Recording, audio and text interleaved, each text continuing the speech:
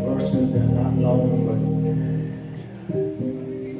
King James Bible 6:11, 6:1 through 11, 9, 1 through 11, 2 Samuel 9, 1 through 11,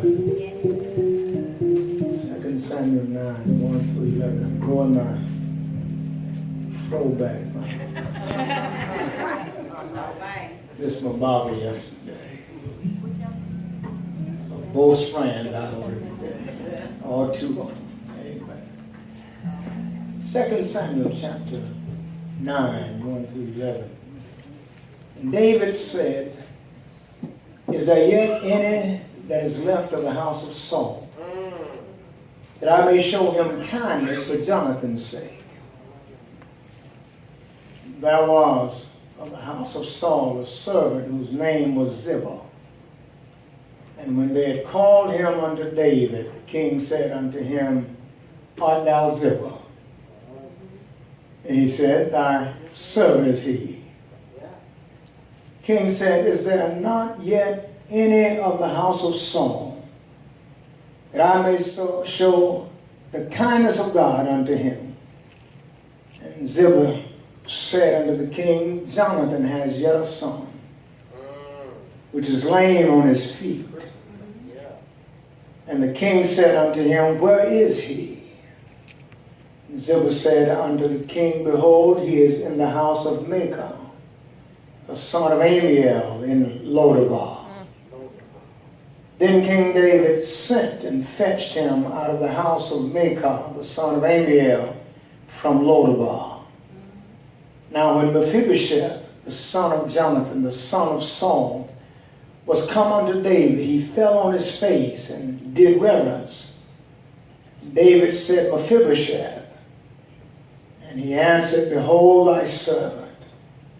David said unto him, Fear not, for I will surely show thee kindness for Jonathan thy father's sake, and will restore thee all the land of Saul thy father. And thou shalt eat bread at my table continually. And he bowed himself and said, What is thy servant, that thou shouldest look upon such a dead dog as I am? Then the king called to Ziba, Saul's servant, said unto him, I have given unto thy master's son all that pertaineth to Saul and to all his house. Thou therefore and thy sons and thy servants shall till the land for him, and thou shalt bring in the fruits, that thy master's son may have food to eat. But Mephibosheth, thy master's son, shall eat bread always at my table. Now Ziba had 15 sons and 20 servants. Then said Ziba unto the king, According to all that my lord the king has commanded his servant, so shall thy servant do. As for Mephibosheth, said the king, he shall eat at my table as one of the king's sons. I want to talk to us about a seat at the king's table. Thank you. You may be seated. A seat at the king's table. Several years ago, as a young preacher, I tackled this particular series of scripture. I looked at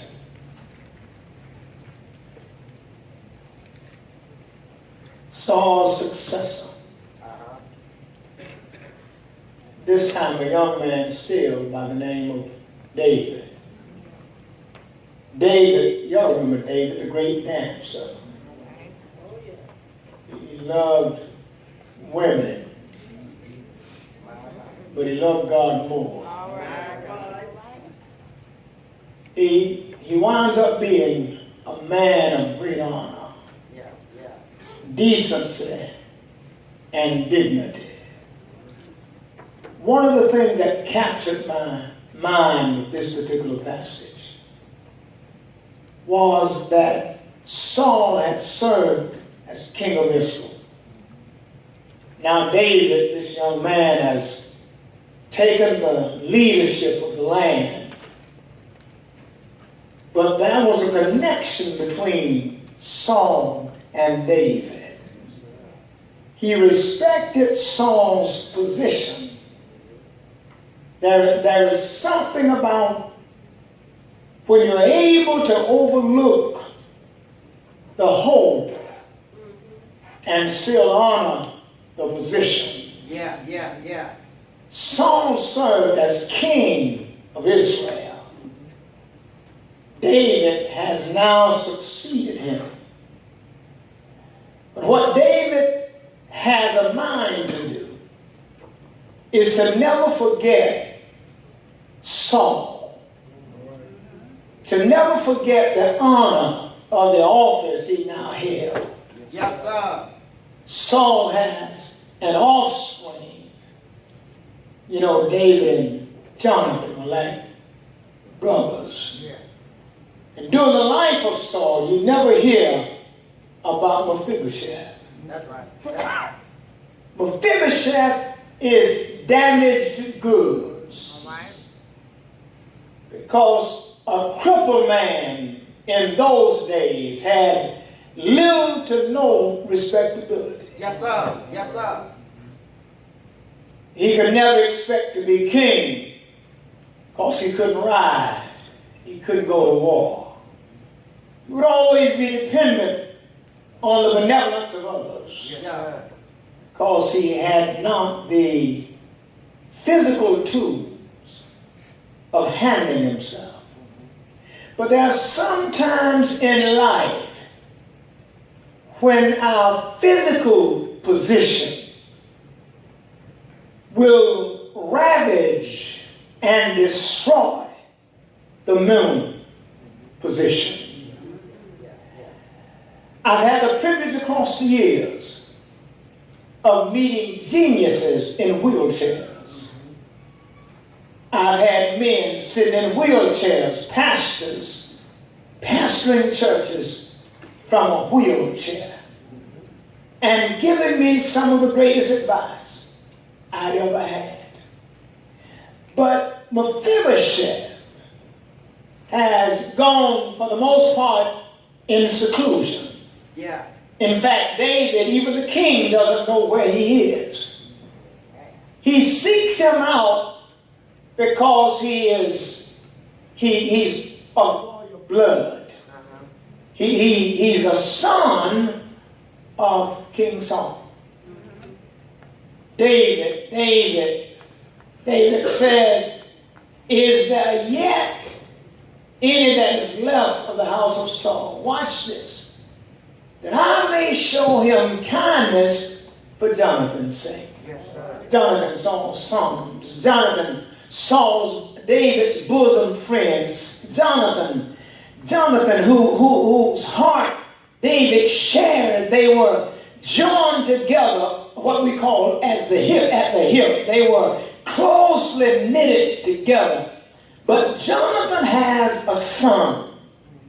His son is privy to a kingly lineage. And I want to park here for just a moment, because what we have to understand as Christians, as children of the Most High God, we are connected to a kingly lineage. We are connected to the King of Kings and Lord of Lords, who sits at the right hand of the Father, continually making intercession for us. All right. You'll never be second class. You'll never be left out. You'll always be in God's mix because you are His child. Yes. You're something special when you look in the mirror in the morning. It doesn't matter what kind of shape your hair is, if you still have some. You're still the Lord's child. Doesn't matter what kind of clothes in your closet, you're still the Lord's child. Once you are born again, you are of a divine lineage. You become a child of the living God. Never look in the mirror and look down on you. Never look at the job you have and let your job define you. Never look at your condition in life and let your decision be where you think you're stuck. No, baby, you are of a kingly lineage. Yeah. Yes, sir. Yeah. You're powerful because of where you come from, because of who you are, not just because of who you are. All right. But you have power operating in you. All right.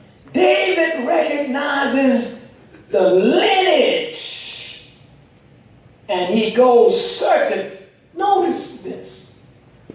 Mephibosheth does not run to David. David seeks out Mephibosheth. There's something about honor that nothing else can replace. David says this, that I may show him kindness for Jonathan's sake. Yes, sir. The relationship between David and Jonathan, Saul being Jonathan's father, David being Jonathan's friend. That there is something about an honest and clean friendship that ties people together, even when one is already gone. I have friends who have children. They are gone in. Every chance I get, I do something to touch one of those children. I let them know I'm still here. In fact, I got on one not long ago. I said, "Well, where you been? Why hadn't I heard from you? You know I'm still here." Because friendship should be generational. That's right. See, I can't love you and hate your children. David wants to know, is there any left of the house of Saul, watch this, that I may show him kindness for Jonathan's sake.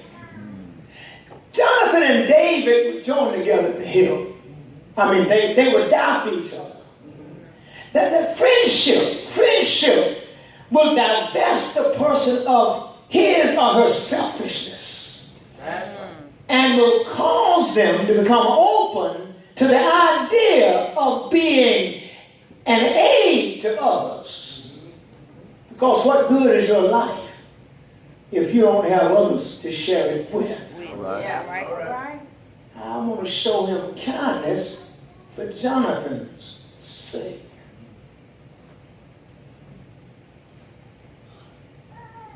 Response. I was one of the house Saul, a servant. His name was Ziba. Called him into David. David raised the call. Are thou Ziba? Are you Ziba? I serve in his saying, you got some news. Is there not any of the house of Saul that I may show the kindness of God unto him? Ziba said, unto the king Jonathan has yet a son. Watch it. Which is lame on his feet. What Ziba does, he allows David to understand the condition of Mephibosheth. He lets the king know up front, just in case you think his son can be the warrior Jonathan was. His son is lame. He has an illness. He has a defect in his body. He's not a warrior. He's lame on both of his feet. You see, what we have to understand about people is that we have more than our feet, more than our hands. We have a mind, which is more important than every limb on your body. Yeah. Our minds are the greatest assets God has given us. You can think your way out of trouble. You can think your way through a position. You can influence others because of the power of your mind. When you use your mind to connect with the minds of other like-minded people, it does not matter what your physical condition is. When you have people who are like-minded, because see, your mind and their limbs can get things done. That's right.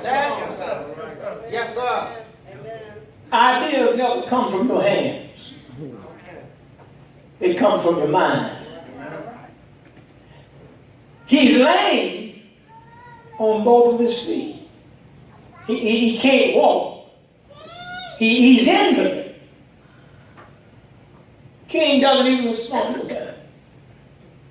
He says, bring him. Bring him unto him. He said, Ziba said unto the king, behold, he is in the house of Machir, the son of Amiel, in Lodabar. Lodabar is this little out of the way place. It is a place you got to be going there to get there. That's right. Sometimes we have friends that get in trouble and it takes us a long time to get to them, not because we don't know where they are. It's because we're just not ready at that moment to help them deal with that problem.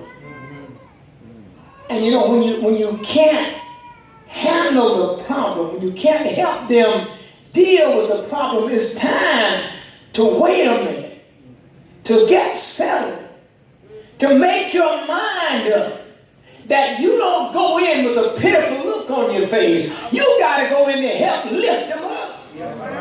They don't need to be in the dump and have you in the dump with them. Ziba says he's lame in both of his feet because to him that was important. You're talking to the king. I want to give the king every disadvantage of going to where this boy is. There are some times when we need to allow people to know the disadvantage of certain situations.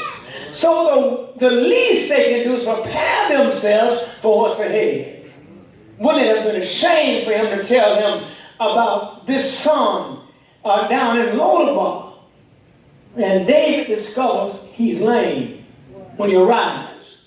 There's nothing wrong with talking about the issue.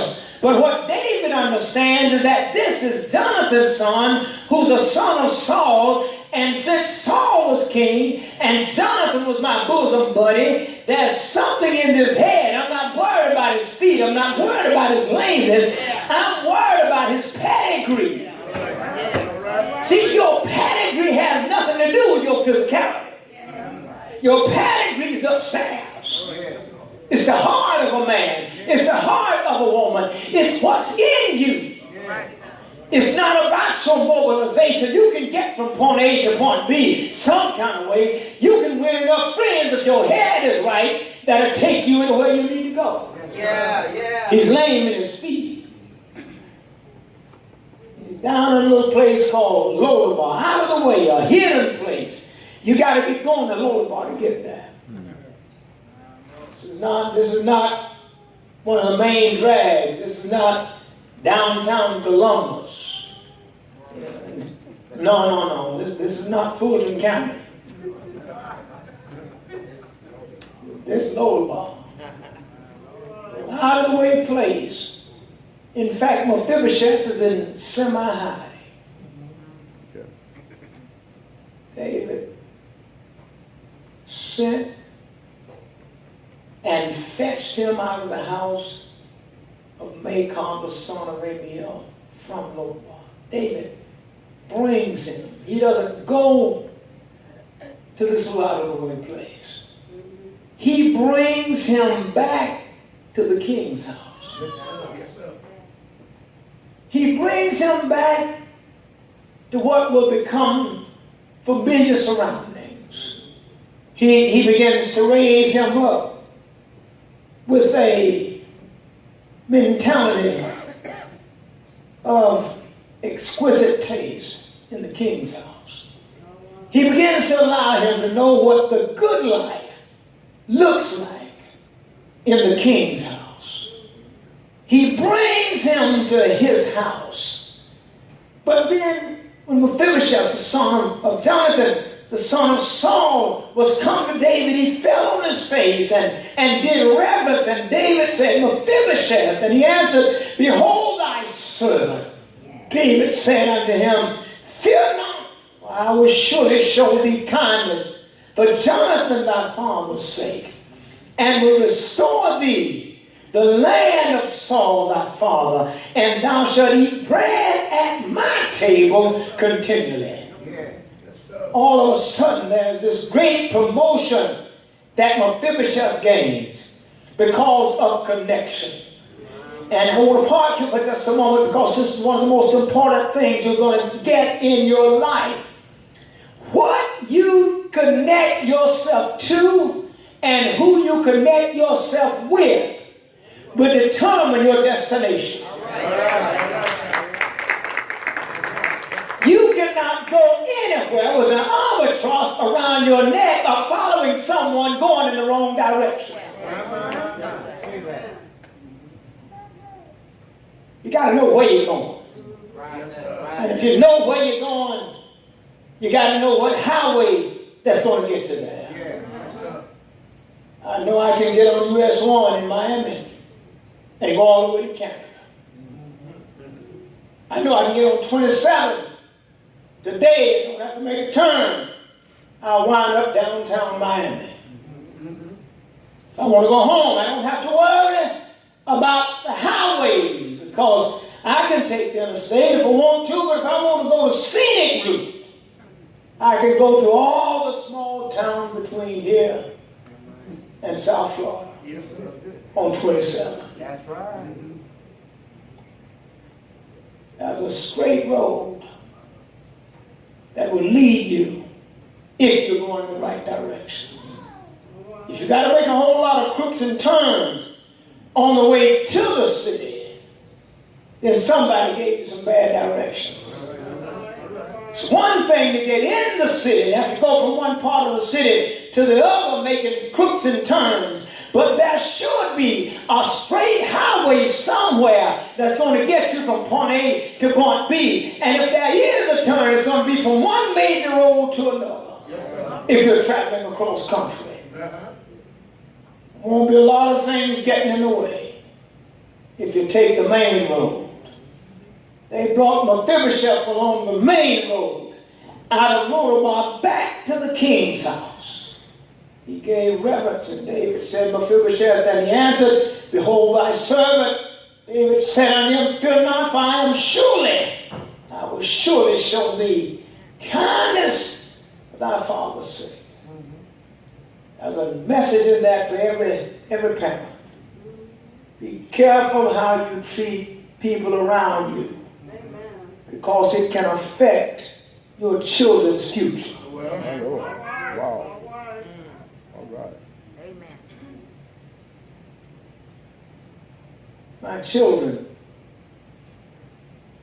when I messed up, I didn't mess up in Enterprise, Alabama. I didn't mess up in Piran, South Miami. I didn't mess up in that. When I messed up, I did it way out of town.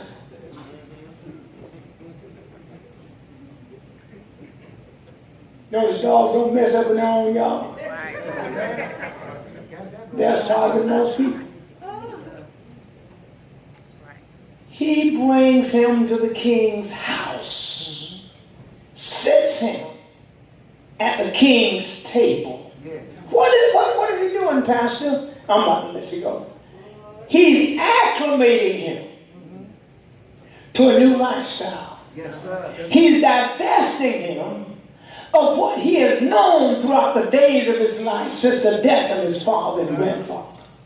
He's bringing him into the presence of who he really is. Most of us are not living as who we really are.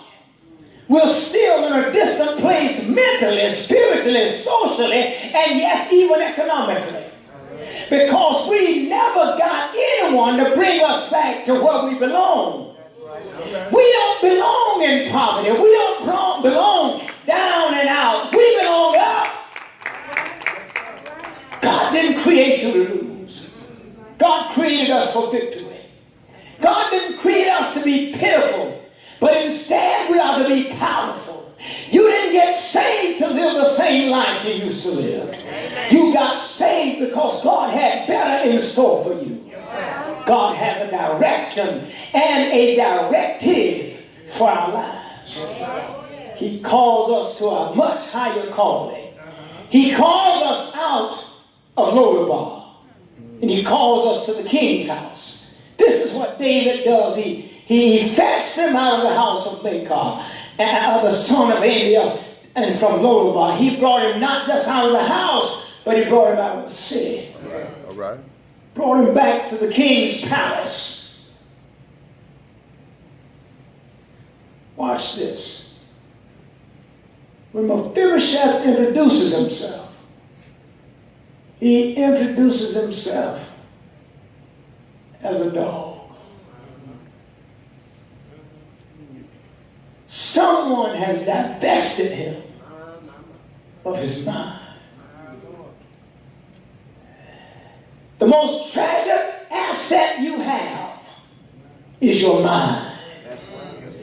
You manage your mind and you manage who you let in it. All right. You manage who you listen to. Look at where they are when you begin to listen.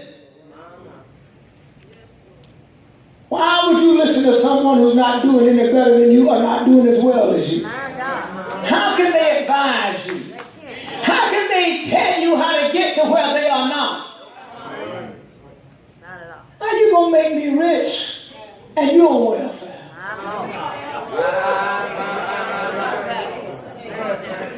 How you going to advise me to get from point A to point B and you asking me if I got a spare room in my house? My Lord. Mephibosheth has been divested of all of the kingly attributes he should have. And it's because of his physical condition. But when David finds out, he gets called into the presence of David. He answered, "Behold thy servant." David said to him, "Fear not, for I will surely show ye the kindness for Jonathan thy father's sake." Who is it that you know that is connected to someone that is close to you or was close to you, might be going on home? What friend did daddy have? What friend did mama have that is successful and you finally made the decision that it's time to come out of this mess I'm in and I'm going and talk to daddy's friend for nothing else more than advice and see if he can set me going in the right direction, because I'm at a place now where I can listen. This ain't shouting stuff, this is teaching. Every one of us in the room want to do better than we're already doing. But you can never get there. Listen to people who are trying to get to where you are. Hello?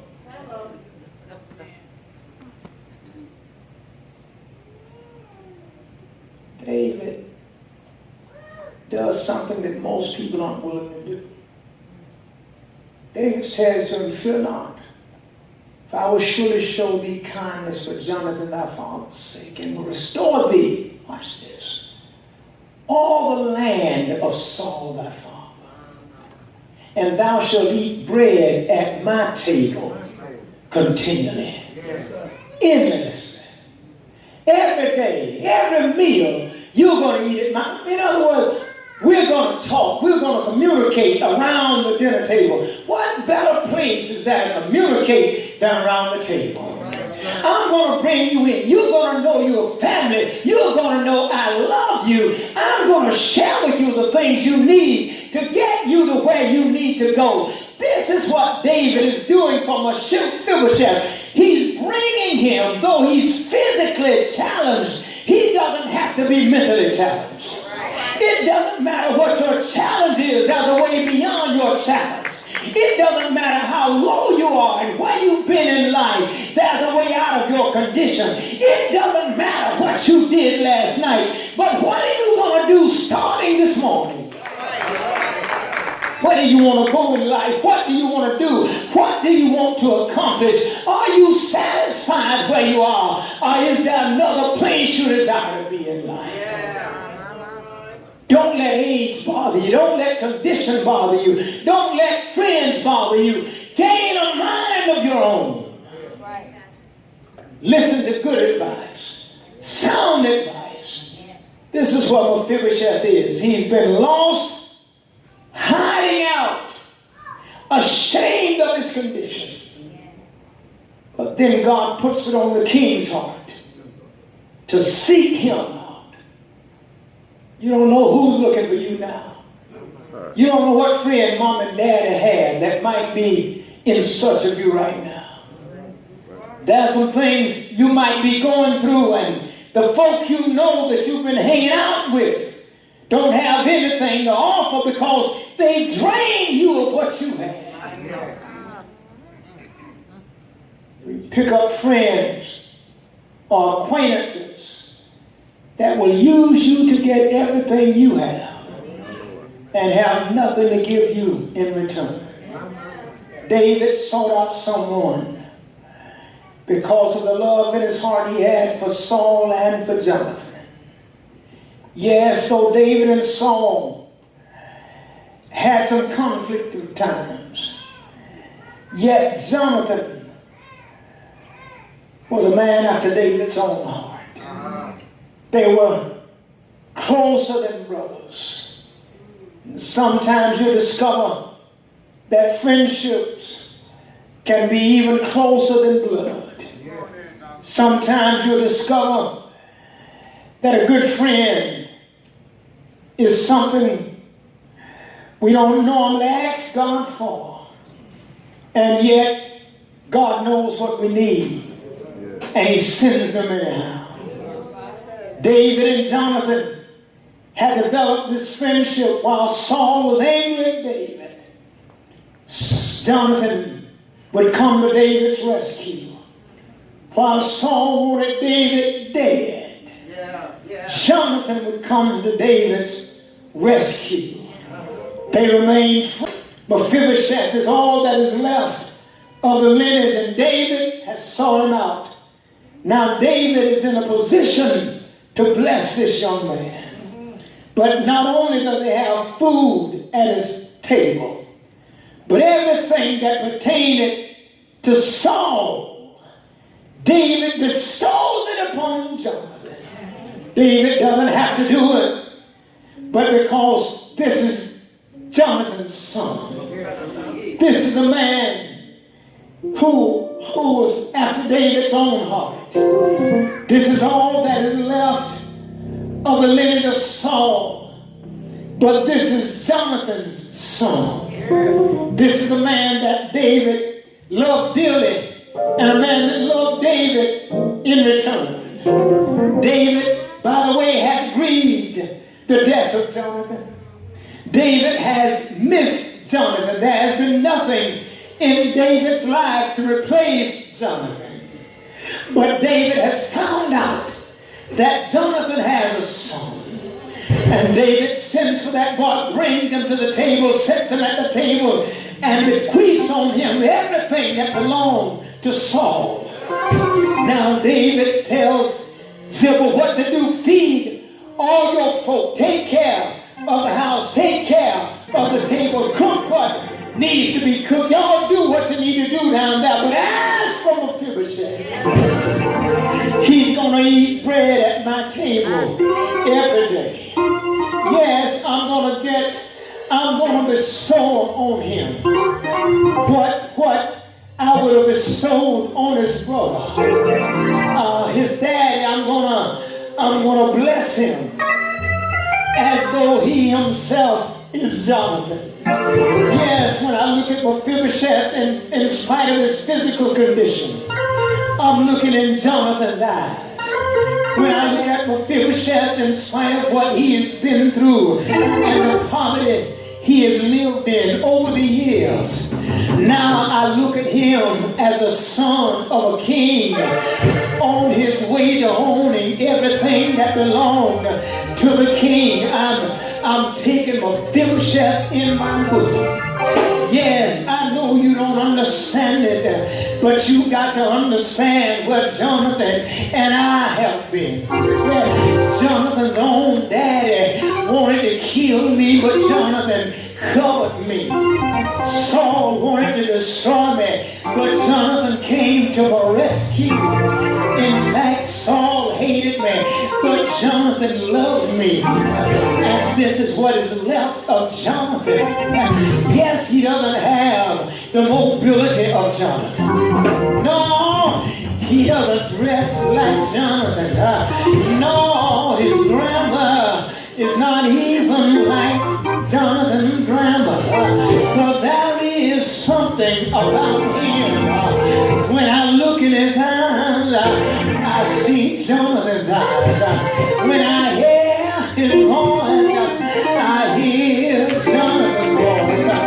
When I watch him, even though he's limping and can't go like he should go, I look at his torso and I see Jonathan's body. This is Jonathan's boy, and because Jonathan has watched out for me, I gotta watch out for Mephibosheth. All that belongs to Saul is in your hands, and I'm giving you all of Saul's servants that they can take care of that Saul has left behind.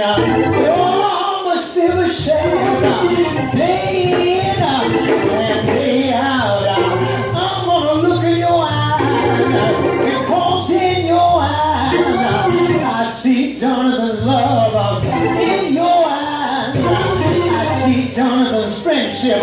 In your eyes I see Jonathan's energy.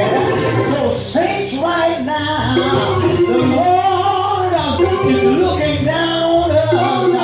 There is something, y'all, about Jesus. When you became a Christian, you began to take on the attributes of the Lord.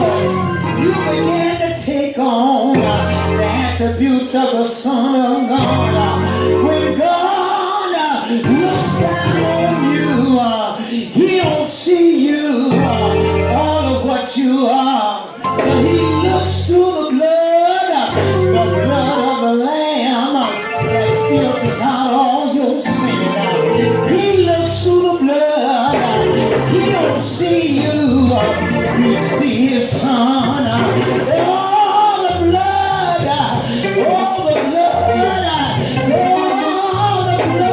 Christ has washed us clean and made us whole. Oh, being born again and turn your life around. What David did, he brought Mephibosheth back into the fold.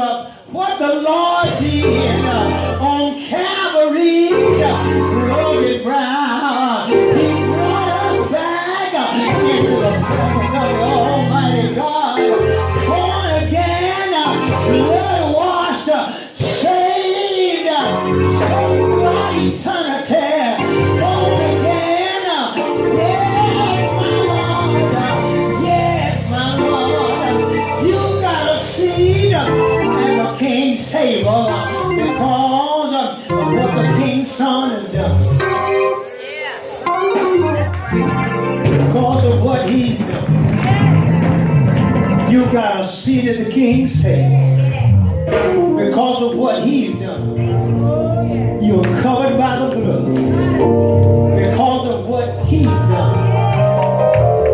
once we accepted him, all of our sins have been washed away because of the blood. When the Father looks at you, you're covered by the blood and in the image of his Son. Doesn't matter what you've done. Doesn't matter how long ago it's been. Could have been last night.